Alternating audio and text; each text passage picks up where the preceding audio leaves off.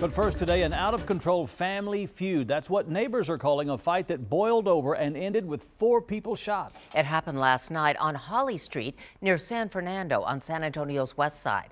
Eyewitness News reporter Aaron Wright is there right now. And Aaron, what have you learned?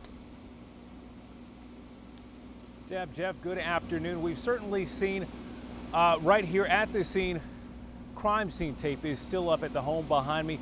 A scene that people say, frankly, is not surprising, but they're concerned at this hour retaliation, and that's why a lot of folks are not talking today about the violence that happened here last night.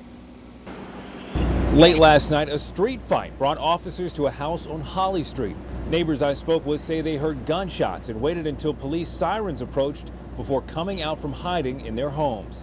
According to SAPD, 4 men were shot, including a child. 22-year-old Abelardo Garcia III was arrested. He's charged with 4 counts of aggravated assault with a deadly weapon. Police say Garcia had to be tasered and 2 officers were hurt trying to break up the fight. Today, the street is quiet.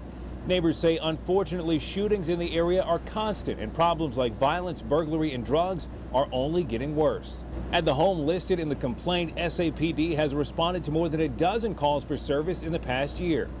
Those calls range from assaults to fights and even shootings. One neighbor said today it's sad that innocent children have to go through that kids have to be the grown-ups. People tell me they'd like to see more police patrols in the area, and city codes and compliance force people to clean up their yards. They feel junky yards give criminals places to hide.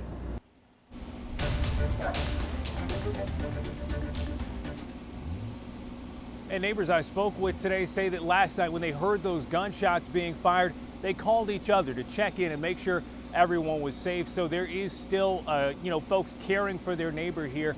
Reporting on San Antonio's west side, Aaron Wright, KINS 5 Eyewitness News. Back to you.